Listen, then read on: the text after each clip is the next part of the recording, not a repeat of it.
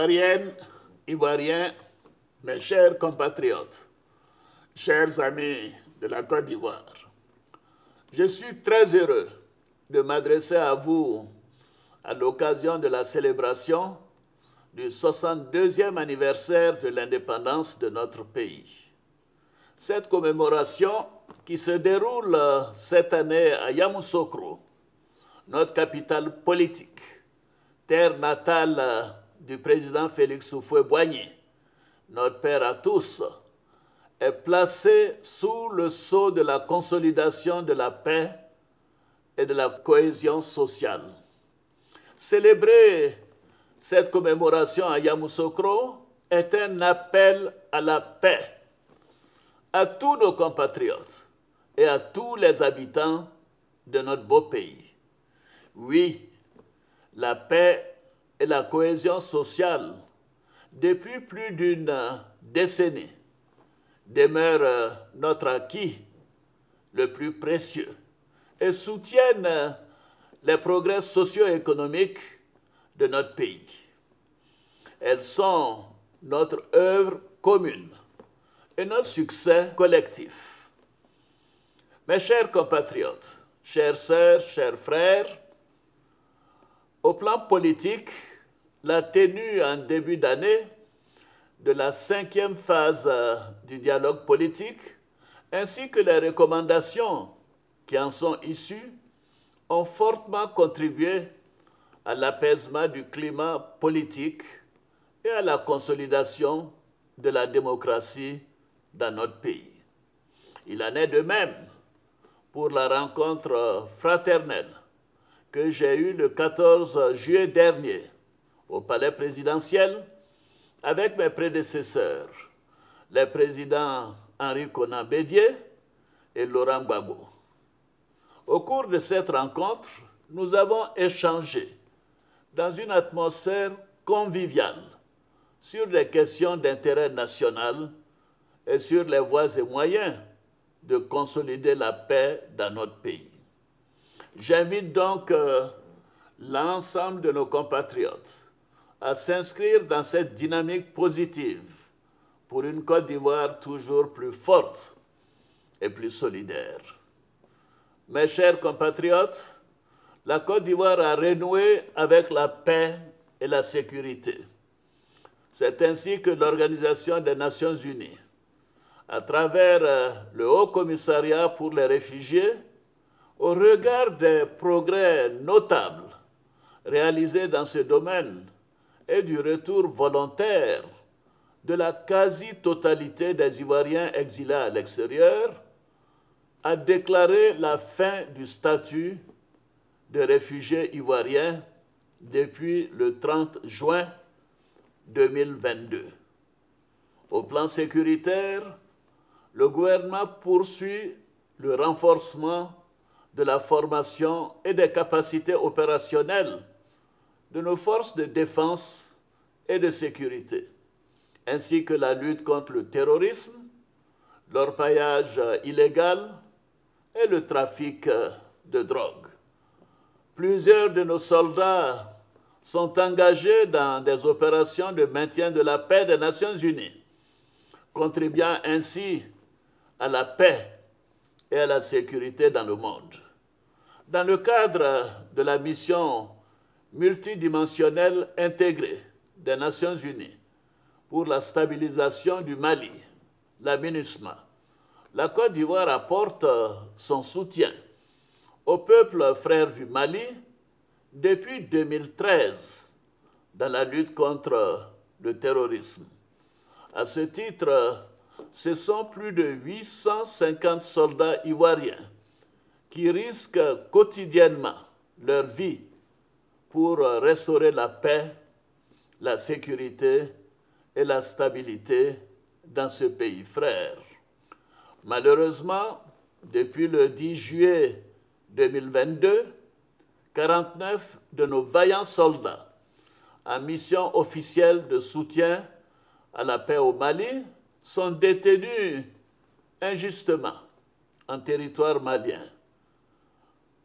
Je veux dire à chacun d'entre eux et à leur famille que la Côte d'Ivoire ne les abandonnera jamais. Nous mettons tout en œuvre afin qu'ils recouvrent leur liberté. Mes chers compatriotes, chers frères, chères sœurs, en dépit des efforts importants déployés dans le secteur de l'assainissement et de la salubrité, nous avons malheureusement enregistré cette année des pertes en vie humaine et des dégâts matériels importants suite aux pluies diluviennes qui se sont abattues sur toute l'étendue du territoire national, en particulier à Abidjan. Je présente mes condoléances les plus attristées aux familles des victimes. Je voudrais à nouveau les assurer de l'assistance et du soutien du gouvernement. Je félicite nos forces de sécurité, de secours et de protection civile pour leur réactivité et leur courage. J'ai instruit le gouvernement à l'effet d'accélérer la mise en œuvre des grands projets d'assainissement qui permettront de réduire les risques d'inondation et d'éboulement. Par ailleurs, j'invite les populations à une prise de conscience collective et à quitter les sites à risque. Mes chers compatriotes, la célébration de la fête de l'indépendance 2022 se tient dans un contexte difficile pour tous en raison de la hausse des prix des produits alimentaires et du carburant qui affecte le pouvoir d'achat et touche durement le panier de la ménagère. En effet, après les difficultés économiques liées à la pandémie de COVID-19, dont la gestion rigoureuse et la résilience de notre économie ont permis de limiter les conséquences néfastes, nous devons aujourd'hui, malheureusement, faire face, à l'instar de tous les pays du monde, à de nouveaux chocs extérieurs, liés notamment à la guerre en Ukraine. Mes chers compatriotes, chers amis de la Côte d'Ivoire, je comprends les difficultés quotidiennes que vous éprouvez face à la hausse des prix. C'est pourquoi j'ai instruit le gouvernement à l'effet de prendre des mesures fortes et à veiller à leur application effective afin d'atténuer l'effet négatif de cette inflation mondiale sur la cherté de la vie dans notre pays. À ce titre, l'État a accordé une subvention d'environ 500 milliards de francs CFA depuis le début de l'année 2022 pour le carburant. De façon précise, pour chaque litre de gasoil que vous achetez à 615 francs CFA, l'État de Côte d'Ivoire apporte une subvention de 469 francs CFA. Pour le super, la subvention de l'État est de 285 francs CFA pour chaque litre acheté à la pompe à 735 francs CFA. Je peux vous dire que c'est grâce à cette subvention de l'État que les prix des produits pétroliers en Côte d'Ivoire figurent parmi les plus bas de la sous-région. En outre, nous avons plafonné temporairement les prix de plusieurs produits alimentaires de première nécessité, tels que l'huile de palme raffinée, le sucre, le lait, le riz et la tomate concentrée, la viande de bœuf, ainsi que les pâtes alimentaires. Par ailleurs, les récentes réformes adoptées par le gouvernement pour encourager le secteur privé à investir dans les filières alimentaires, notamment la production locale de riz, de manioc, de bananes plantains, de sorgho, de maïs et de soja entraîneront une augmentation de l'offre de ces produits et en conséquence une réduction des prix de ces denrées. Notre objectif est d'atteindre la souveraineté alimentaire, c'est-à-dire nourrir nos populations essentiellement avec des productions agricoles, ivoiriennes et à des prix accessibles à tous. Nous le pouvons. C'est seulement à ce prix que nous limiterons la vulnérabilité de notre pays aux crises importées, tout en créant plus de richesses et d'emplois pour notre jeunesse. Mes chers compatriotes, chères sœurs, chers frères, malgré ces pressions inflationnistes et le ralentissement de l'économie mondiale, je puis vous assurer que les perspectives économiques restent positives pour la Côte d'Ivoire. La poursuite des investissements et les réformes devraient nous permettre de connaître une croissance forte d'environ 7% en 2022 et à moyen terme. Dans ce contexte de cherté de la vie, le gouvernement a repris les discussions avec les organisations syndicales pour faire le bilan de la trêve sociale 2017-2022 et conclure une nouvelle trêve sociale pour les 5 années à venir.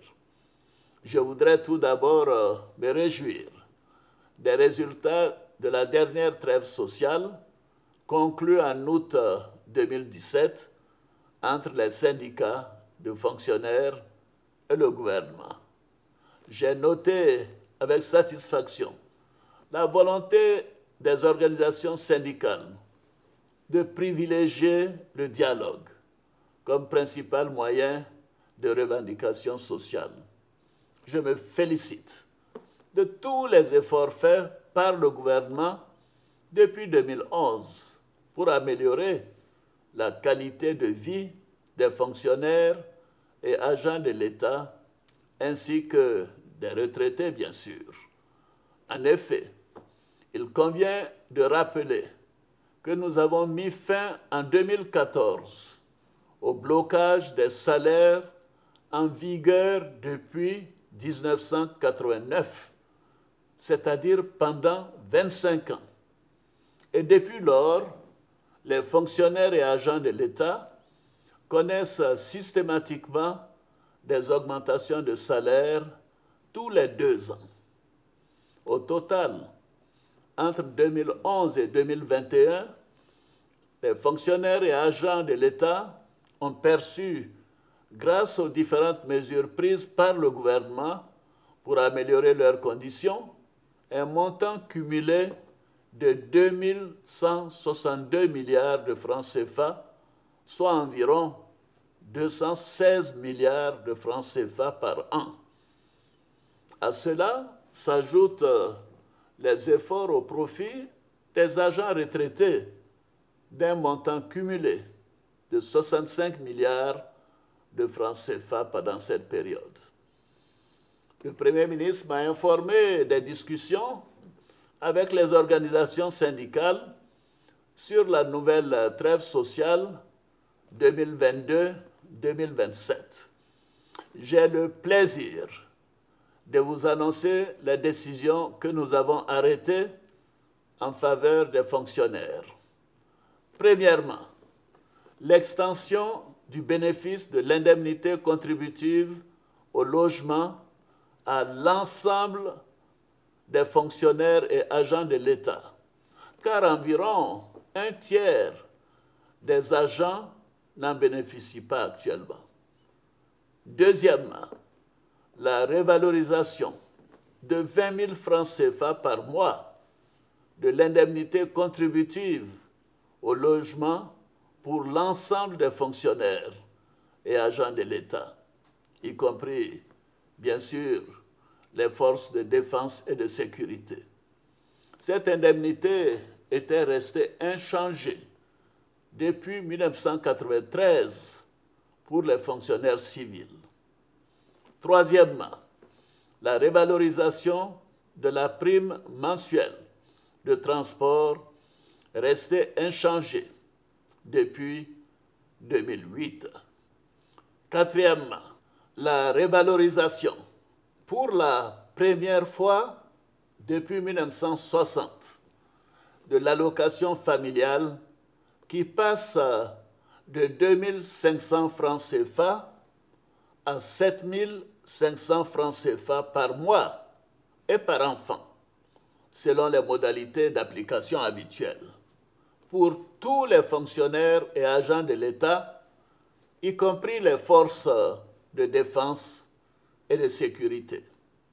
Cinquièmement, l'instauration d'une prime exceptionnelle de fin d'année représentant un tiers du salaire mensuel indiciaire de base du mois de décembre qui sera payé au début du mois de janvier suivant pour tous les fonctionnaires et agents de l'État, y compris les forces de défense et de sécurité. Et enfin, j'ai décidé de prendre également des mesures pour nos retraités. Ainsi, les retraités du secteur public bénéficieront de la hausse de l'allocation familiale de 5 000 francs CFA par mois et par enfant. En ce qui concerne les retraités du secteur privé, les pensions de retraite augmenteront de 5%.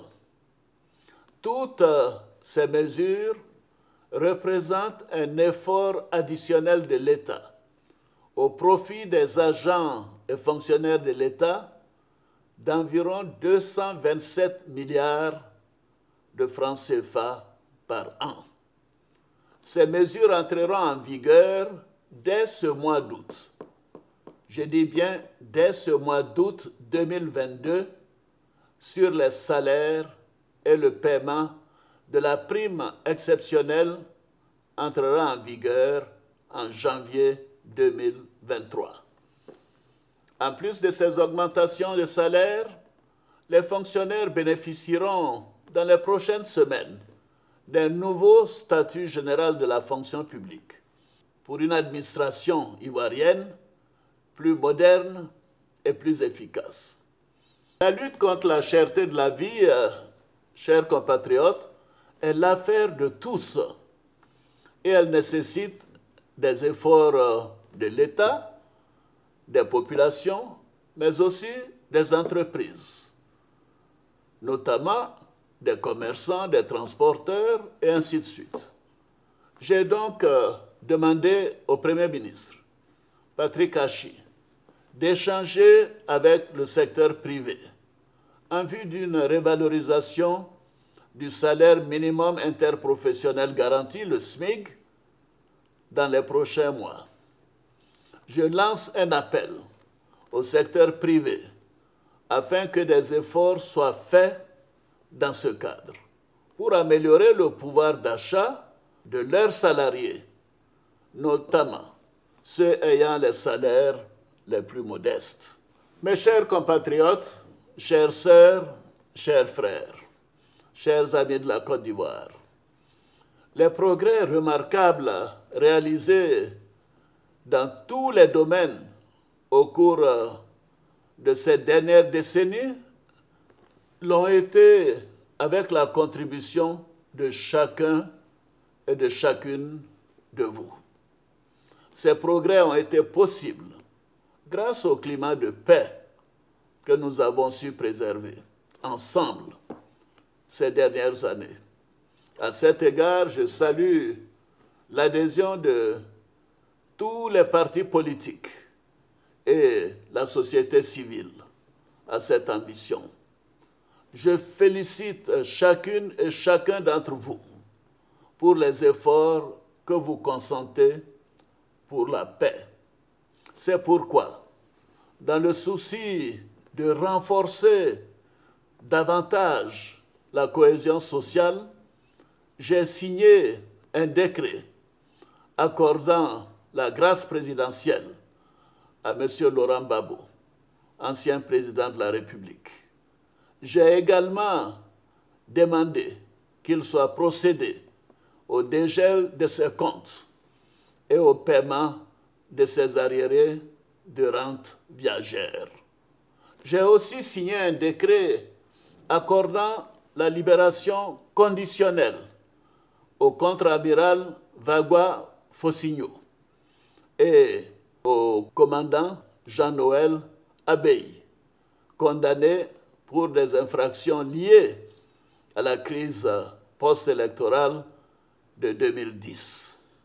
Par ailleurs, j'ai procédé à la signature d'un décret accordant une grâce collective à environ 3000 de nos concitoyens condamnés pour des infractions mineures.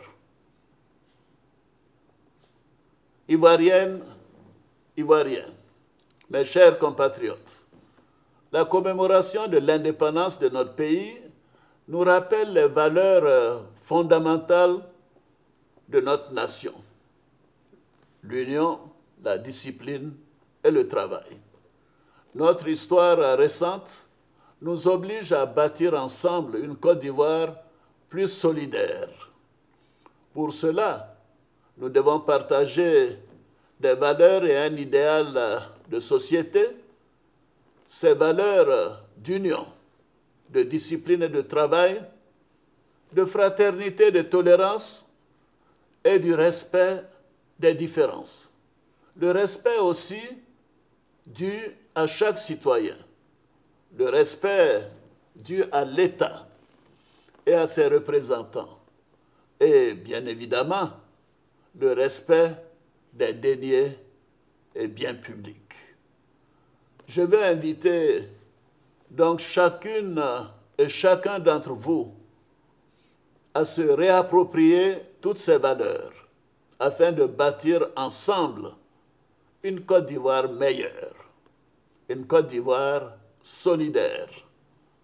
Je vous souhaite une excellente fête de l'indépendance et j'invite toute la population de Yamoussoukro, des villes et villages environnants, au grand défilé civilo-militaire qui se tiendra demain, 7 août, sur la place Jean-Paul II. Bonne fête de l'indépendance à toutes et à tous. Vive la République, vive la Côte d'Ivoire, que Dieu bénisse notre beau pays.